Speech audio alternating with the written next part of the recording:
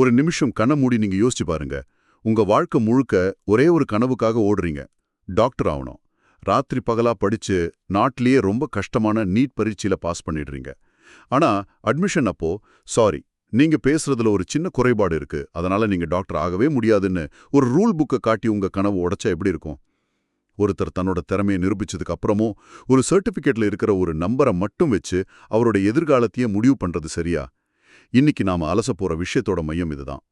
ஓம்கார் ராமச்சந்திர கோண்டு வழக்குல உச்சநீதிமன்றம் எப்படி ஒரு மாணவனோட பக்கம் நின்னு ஒரு இரக்கமற்ற விதியை உடைச்சு சரித்திரம் படைச்சதுன்னு ஆழமா பார்க்க போறோம்.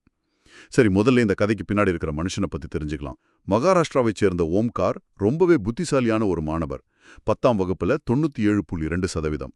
டாக்டர் ஆகணுங்கிறது தான் அவரோட ஒரே லட்சியம். ஆனா அவருக்கு பிறவியிலேயே அன்னத்துல ஒரு பிளவு, அதாவது கிளெஃப்ட் பேலட் இருந்துச்சு. ஆமா. ஏன்னா இன்னொன்னா நாம பேசும்போது காத்து வாய் வழியா வர்றதுக்கு பதிலா கொஞ்சம் மூக்கு வழியாவும் போகும். அதனால பேச்சு சில சமயம் எல்லாருக்கும் புரியற மாதிரி அத்தனை தெளிவா இருக்காது. மருத்துவ மொழியில இத ஹைப்பர் நேசாலிட்டி வித் மிஸ் ஆர்டிகுலேஷன் சொல்வாங்க. ஆனா இது எல்லாம் தாண்டி ஓம்கார் நீட் பரீட்சையில மாற்றுத்திறனாளிகளுக்கான இடஒதுக்கீட்டுல தேர்ச்சி பெற்று விட்டார். நினைச்சு பார்க்கவே முடியல. நீட் மாதிரி ஒரு கஷ்டமான பரீட்சையில பாஸ் பண்ணிட்டு நம்ம கனவு கை கெட்டுற தூரத்துல இருக்கிறப்போ ஒரு நம்பரை காரணம் காட்டி முடியாதுன்னு சொன்னா அந்த நிமிஷம் அவருக்கு எப்படி இருந்திருக்கும்? அங்கதான் பிரச்சனையே ஆரம்பிக்குது. அவர் மருத்துவ சான்றிதழ் பரிசோதனைக்கு போகும்போது ஓம்காரோட பேச்சு குறைபாடு 44% இருந்து 45% வரைக்கும் இருக்குன்னு மதிப்பிடுறாங்க. இப்போ தேசிய மருத்துவ ஆணையம், அதாவது NMCயோட விதி என்ன சொல்லுதுன்னா, பேச்சு மற்றும் மொழி குறைபாடு 40% மேல இருந்தா அவங்க மருத்துவ படிப்பை தொடரவே தகுதியற்றவங்க. அவ்வளவுதான். ஒரே வரியில முடிச்சிட்டாங்க. ஆமா. அந்த ஒற்றை வரிய வச்சு ஓம்காரோட பல வருஷ உழைப்பு, அவரோட திறமை எல்லாத்தையும் நிராகரிச்சிட்டாங்க. தன் கனவு கண் முன்னாடியே சிதிஞ்சு போறத ஓம்கார் சுங்கா பார்க்கல. உடனே பம்பாய் உயர்நீதிமன்றத்துக்கு போறார். ஆனா அங்கே அவருக்கு உடனடி நிவாரணம் எதுவும் கிடைக்கல. அட்மிஷனுக்கான கடைசி நாள் நெருங்கிட்டே இருக்கு. ஒவ்வொரு நிமிஷமும் முக்கியம். உடனே உச்சநீதிமன்றத்தை அணுகிறார். உச்சநீதிமன்றம் இந்த வழக்கோட அவசரத்தை புரிஞ்சுக்கிட்டு 2 முக்கியமான விஷயங்களை செஞ்சாங்க. 1, ஓம்காருக்காக ஒரு மெடிக்கல் சீட்டை காலியா வைங்கன்னு உத்தரவு போட்டாங்க. 2வது, டெல்லியில இருக்கிற மௌலானா ஆசாத் மருத்துவக் கல்லூரியோட ஒரு நிபுணர் குழுவை வச்சு ஓம்காரை மறுபரிசோதனை செய்ய சொன்னாங்க. ஆனா அந்த பரிசோதனையோட நோக்கமே வேற. ஆமா, அது ரொம்ப முக்கியமான ஒரு கட்டளை. நீதிமன்றம் அவரோட குறைபாட்டோட சதவிகிதம் என்னன்னு கண்டுபிடிக்காதீங்கன்னு சொல்லிட்டாங்க. அதுக்கு பதிலா இந்த குறைபாட்டோட அவரால உண்மையிலேயே ஒரு மருத்துவ படிப்பை வெற்றிகரமா படிச்சு முடிக்க முடியுமா முடியாதாங்கிற ஒரே ஒரு கேள்விக்கு மட்டும் பதில் சொல்லுங்கன்னு கேட்டாங்க. இதுதான் இந்த வழக்கே புரட்டி போட்ட புள்ளி. ஓம்காரோட கதை கேட்கும்போது ரொம்பவே கஷ்டமா இருக்கு. ஆனா இந்த விஷயம் கோர்ட்டுக்கு போனப்போ இது வெறும் ஒரு மாணவரோட பிரச்சனை இல்லாம 2 பெரிய சட்ட கேள்விகளா மாறுச்சு. அது என்ன கேள்விகள்? முதல் கேள்வி, ஒரு குறிப்பிட்ட சதவிகிதம், இந்த கேஸ்ல 40%, ஒருத்தரோட உண்மையான திறனை சோதிச்சு பார்க்காமலேயே அவரை மொத்தமா தகுதி இழக்க செய்ய முடியுமா? 2வது, இன்னும் முக்கியமான கேள்வி, NMCயோட இந்த விதி மாற்றுத்திறனாளிகளோட உரிமைகளை பாதுகாக்க உருவாக்கப்பட்ட மாற்றுத்திறனாளிகள் உரிமைகள் சட்டம் 2016க்கும் நம்ம அரசியலமைப்பு சட்டத்தோட ஆன்மாவுக்கும் எதிரானதா? கோர்ட்ல வாதங்கள் அனல் பறந்திருக்கும்னு நினைக்கிறேன். ஓம்கார் தரப்புல என்ன சொன்னாங்க? அவங்க வாதம் ரொம்ப தெளிவா இருந்துச்சு. இந்த 40% விதிக்கே எந்த ஒரு அறிவியல் ஆதாரமோ இல்ல, இது ஒரு தன்னிச்சையான முடிவுன்னு சொன்னாங்க. மாற்றுத்திறனாளிகள் சட்டம் 2016ஓட முக்கியமான நோக்கமே உள்ளடக்கிய கல்வி, அதாவது இன்க்ளூசிவ் எஜுகேஷன் தான். ஆனா இந்த விதியோ அதுக்கு நேரெதிரா இருக்கு. சரி, ஒரு சர்டிபிகேட்ல 45%ன்னு எழுதிட்டா அதோட அர்த்தம் அவரால மத்தவங்க கிட்ட பேசவோ பாடங்களை கத்துக்கவோ முடியாதுன்னு எப்படி முடிவு பண்ண முடியும்?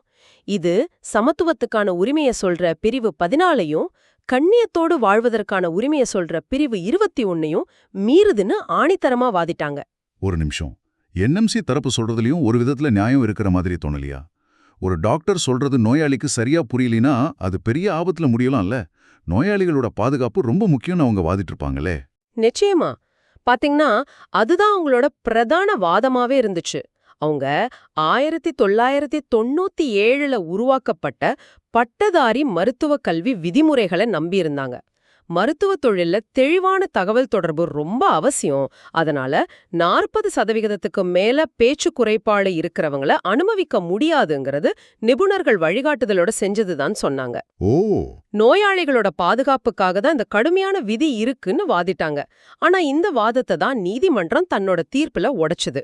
ஓகே, இப்பதான் விஷயம் சூடு பிடிக்குது. உச்சநீதிமன்றம் இந்த வாதங்களை எப்படி பார்த்தது? முதல்ல நீதிமன்றம் அந்த விதியில இருந்த ஒரு பெரிய முரண்பாட்ட, ஒரு அபத்தத்தையே சுட்டிக்காட்டுச்சு. அத நான் சொல்றேன் கேளுங்க. அந்த விதிகளின்படி 40%க்கும் குறைவா குறைபாடு இருக்கிறவங்க மாற்றுத்திறனாளிகளுக்கான இடஒதுக்கீட்டுக்கு தகுதியானவங்க கிடையாது. ஆனா மருத்துவ படிப்பு படிக்க தகுதியானவங்க. இருங்க, நான் சொல்றது சரிதானான்னு பாருங்க. அதாவது குறைவான குறைபாடு உள்ளவங்களுக்கு ஒதுக்கீடு இல்ல, ஆனா படிப்புக்கு தகுதி இருக்கு. அதிகமான குறைபாடு உள்ளவங்களுக்கு, அதாவது யாருக்கு ஒதுக்கீடு உண்மையிலேயே தேவையோ அவங்களையே இந்த விதி தகுதி நீக்கம் செய்யுது. இது என்ன மாதிரியான லாஜிக்? கேட்கவே தலை சுத்துதே. அதேதான், இதத்தான் நீதிமன்றமும் கேட்டுச்சு. யாருக்காக இந்த இடஒதுக்கீட்டை கொண்டு வந்தீங்களோ அவங்களையே இந்த விதி தகுதி நீக்கம் செய்யுது. அப்போ இந்த ஒதுக்கீட்டோட நோக்கமே என்னன்னு நீதிமன்றம் கேள்வி எழுப்புச்சு. இந்த ஒரு வாதமே என்எம்சி தரப்ப பலவீனமாக்கிடுச்சு. அப்போ வெறும் சட்டம் முரண்பாடு மட்டும் இல்லாம இத ஒரு பெரிய பார்வையில நீதிமன்றம் பார்த்திருக்கு இல்லையா? நிச்சயமா. இங்கதான் நீதிமன்றம் ஒரு மிகப்பெரிய பாய்ச்சல நிகழ்த்திருக்கு. குறைபாட்ட ஒரு நோய் அல்லது குறைன்னு பாக்குற மருத்துவ பார்வைய, அதாவது மெடிக்கல் மாடல நம்ம கடந்து வந்துட்டோம்னு நீதிமன்றம் சொல்லுச்சு. இப்ப நாம அத ஒரு மனித உரிமை பிரச்சனையா பாக்குறோம். மனித உரிமை பிரச்சனையா? ஒருத்தருக்கு ஒரு குறைபாடு இருந்தா அதை சரி பண்ணணும்னு நினைக்கிறத விட அந்த நபரும் எல்லாரையும் போல இயல்பா வாழ்றதுக்கு நம்ம சமூகம் என்ன செய்யணும்னு யோசிக்கணும். இதுதான் மாற்றுத்திறனாளிகள் உரிமைகள் சட்டம் 2016 ஆன்மாவே. வாவ், இது ஒரு சின்ன சட்ட திருத்தம் இல்ல, இது ஒரு மனநிலை மாற்றம். கரெக்ட். இதுக்கு வலு சேர்க்கிற மாதிரி நீதிமன்றம் நியாயமான ஏற்பாடு, அதாவது ரீசனபிள் அகாமடேஷன் அப்படிங்கிற ஒரு முக்கியமான கொள்கையை கையில் எடுத்தாங்க. இதுக்கு முன்னாடி வைக்கும் சட்டம் என்ன சொல்லுச்சுன்னா, நீங்க எங்க அமைப்புக்குள்ள பொருந்துவீங்களா அப்படின்னு தனிநபர்களை பார்த்து கேட்டுச்சு. ஆனா இந்த தீர்ப்பு அந்த கேள்வியை தலைகீழா மாத்துது. இந்த நபருக்காக எங்க அமைப்பை நாங்க எப்படி மாத்திக்கணும் அப்படின்னு கேட்க வைக்குது. அதாவது அமைப்பை நபருக்காக மாத்தணும். சரியா சொன்னீங்க. ஒரு மாற்றுத்திறனாளிக்கு தேவையான கூடுதல் ஆதரவையும் மாற்றங்களையும் செஞ்சு கொடுக்கறது அரசாங்கத்தோட நிறுவனங்களோட கடமை. அவரை நிராகரிக்கிறது தான் கடைசி வழியா இருக்கணும். இதுல ரொம்ப சுவாரஸ்யமான விஷயம், உச்சநீதிமன்றம் உத்தரவு போட்ட அந்த 2வது மெடிக்கல் ரிப்போர்ட் தான். மௌலானா ஆசாத் மருத்துவக் கல்லூரி நிபுணர் குழு என்ன சொன்னாங்க? அந்த குழுவோட அறிக்கை தான் இந்த வழக்கின் திருப்புமுனை. அவங்க ரொம்ப தெளிவா சொல்லிட்டாங்க. ஆமா, ஓம்காருக்கு 44% குறைபாடு இருக்கு. ஆனா அதனால அவரோட மருத்துவ படிப்புக்கு எந்த விதமான தடையும் வராதுன்னு திட்டவட்டமா சொல்லிட்டாங்க. அப்படியா? அவரால நோயாளிகள் கிட்டயும் சக டாக்டர்கள் கிட்டயும் பேராசிரியர்கள் கிட்டயும் நல்லாவே பேச முடியும், கருத்துக்களை பரிமாறிக்க முடியும்னு சான்றளிச்சாங்க. இது மூலமா ஒரு காகிதத்துல இருக்கிற நம்பரை விட ஒருத்தரோட உண்மையான செயல்பாட்டு திறன், அதாவது ஃபங்க்ஷனல் காம்பிடன்சி தான் முக்கியம்னு நீதிமன்றம் ஏத்துக்குச்சு. அப்போ இறுதி தீர்ப்பு ஓம்காருக்கு சாதகமா தான் வந்திருக்கணும். ஆமா, ஓம்காரோட மேறொடையீடு ஏத்துக்கப்பட்டு அவரோட மருத்துவக் கல்லூரி சேர்க்கை உறுதி செய்யப்பட்டது. ஆனா அதோட நீதிமன்றம் நிறுத்தல, சில வரலாற்று முக்கியத்துவம் வாய்ந்த வழிகாட்டுதல்களை கொடுத்துச்சு. குறைபாட்டோட சதவீதம் மட்டுமே ஒருத்தரை தகுதி இழக்கச் செய்யாதுன்னு தீர்ப்பளிச்சது. இது ரொம்ப முக்கியம். இனிமே மாற்றுத்திறனாளிகளை பரிசோதிக்கிற மருத்துவ குழுக்கள் ஒரு குறைபாடு உண்மையிலேயே அவங்க படிப்பை தடுக்குமா தடுக்காதான்னு காரணங்களோட விளக்கணும். சும்மா ஒரு நம்பரை எழுதி நிராகரிக்கப்பட்டதுன்னு சொல்ல முடியாது. ஏன் நிராகரிக்கிறீங்கன்னு விளக்கணும். கடைசியா என்எம்சி தன்னோட விதிகளை இந்த தீர்ப்பின் அடிப்படையில எல்லாரையும் உள்ளடக்கியதா மாற்றி அமைக்கணும்னு உத்தரவு போட்டுச்சு. அப்போ இந்த தீர்ப்புல இருந்து நாம, அதாவது ஒரு பொதுமக்களா மாணவர்களா என்ன கத்துக்கணும்? முதல் பாடம், ஒரு எண் உங்களை வரையறுக்க விடாதீங்க. ஒரு குறைபாட்டோட சதவிகிதத்தை மட்டும் காரணம் காட்டி ஒரு வாய்ப்பு மறுக்கப்பட்டா உங்க உண்மையான திறனை மதிப்பிடச் சொல்லி கேட்கறதுக்கு உங்களுக்கு சட்டப்படி உரிமை இருக்கு. உங்களுக்கு தேவையான நியாயமான ஏற்பாடுகளை செஞ்சு கொடுக்க வேண்டியது நிறுவனங்களோட கடமை. நீதிமன்றம் தன்னோட தீர்ப்புல பீத்தோவன், சுதாச்சந்திரன் மாதிரியான சில பேர்களை குறிப்பிட்டதா படிச்சேன். அது ஏன்? ஆமா, நீதிமன்றம் அந்த உதாரணங்களை ரொம்ப உணர்வுபூர்வமா குறிப்பிட்டது. காது கேட்காத நிலையிலும் உலகமே கொண்டாடுற இசைய உருவாக்குன பீத்தோவன் ஒரு காலை இழந்த பிறகும் செயற்கை கால் வச்சுக்கிட்டு நடனமாடி சாதனை படைச்ச சுதாச்சந்திரன், எவரெஸ்ட் சிகரத்தை ஏறிய அருணிமா சின்ஹா. இவங்களையெல்லாம் சுட்டி காட்டி குறைபாடு என்பது இயலாமை அல்லங்கிற செய்திய நீதிமன்றம் ரொம்ப ஆழமா பதிவு செஞ்சது. சரி, சட்ட மாணவர்களுக்கு இந்த தீர்ப்பிலிருந்து கத்துக்க என்ன இருக்கு? அவங்களுக்கு இது ஒரு புதையல் மாதிரி.